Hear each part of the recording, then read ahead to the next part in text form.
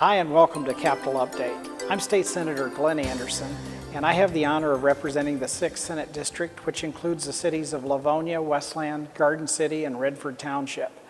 Today, we wanted to bring you the latest edition of Capitol Update, and it's a public affairs program to bring you up to date on what's happening at your state capitol and other issues of interest across our state. And would like to introduce my special guest today, who is Matt VanAcker. Matt is with the Capitol Tour Services here in the state capitol, and he's a fixture around the capitol. He knows so much about the history of this capitol that I'm very pleased that you can be my guest today. And thank you, Matt. I'm honored to be here Thank and you. be able to share this building with your constituents. Thank you. One of the things I did want to mention is that Matt has a special tie to my district. He actually is involved with a program to preserve our flags, our state flags here, our war flags that have been carried into battle. And just like to, I know he'd been at Emerson Middle School recently and a few years back, and you do it pretty regularly, right? Yeah, the students at Emerson have been very big supporters of our Save the Flag project. And as you mentioned, it's a project that was started to help preserve and conserve our Michigan battle flag collection, which includes flags that Michigan soldiers carried with them in the Civil War, the Spanish-American War, and World War I. But two different occasions, the students at Emerson, along with the 17th Michigan Reenactment Group, have raised $1,000 on each occasion to donate to our collection. That's great. I was honored to have you as a guest, I think, at their first adoption ceremony at the school a number of years ago. I know we had some Civil War reenactment folks there, and did want to, I appreciate you joining us today, because we're going to give folks an opportunity to take a look at the Capitol on the inside, because I know there's a lot of folks that are never able to make it up to Lansing. That's and true. So we're looking just over our shoulder at the rotunda. And it's just one of the most amazing parts of the building. There's actually many floors that are connected and run off of the rotunda here.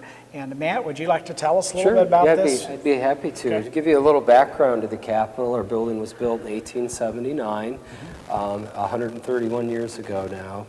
Not too long ago, it was fully restored. We had a restoration from 1989 to 1992. And the goal of the project was to make the Capitol look as close as we could to what it looked like originally. That includes detailed artwork, furnishings, and many other aspects of the building that had kind of fallen into disrepair through the years. And probably one of the most amazing areas in the Capitol is the rotunda, as you mentioned. On the first level is a glass floor, 976 pieces of glass, none of which is over an inch thick. And people sometimes get a little concerned when they find out how thin it is, but it is very durable. In fact, during the restoration, we had over 40 tons of scaffolding set up on the glass floor. And it started from the glass and literally rose 160 feet up to the stars of the inner dome. There is actually a second dome that rises above the stars, about another 100 feet. That's a total of 267 feet from the ground to the very top of our Capitol.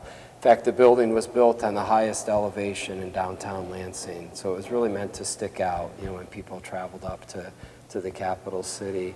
We refer to this area where we are now as the Gallery of the Governors. The portraits here, and for the most part, most of the portraits in the Capitol are former governors. You do in fact have to be a former governor now to get your portrait hanging in the rotunda. Typically happens is when a governor leaves office, the governor's families or supporters will donate money to a committee, and then they use the funds that are raised to commission an artist, and then the portrait is donated to the Capitol. So, but every portrait out here is filled with symbolism like that, things that were important to the governor, were kind of milestones of the governor's career. So this, we're in between the two chambers now, and just outside the governor's office, and this is quite the hustling place when the session is taking place, and you have, literally could have hundreds of people in these, just outside the chambers of the Senate and the House. Sure, most definitely. Our scheduled tours go out every half hour, Monday through Friday, 9 to 4. The tour lasts about an hour, and that would include the House and Senate and the Supreme Court and the governor's office, if it's available, in the rotunda. Our school groups, we have a very large school clientele.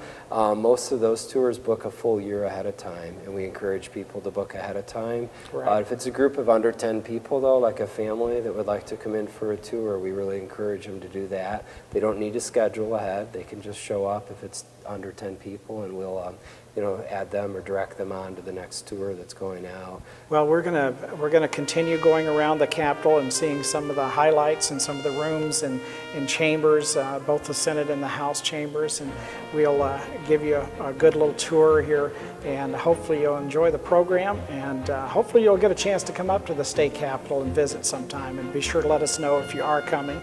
We'll try to help you get a tour if that's possible, and hopefully let us know in plenty of time so the folks can pencil you in on the schedule. And we'll start our tour now. Let's go.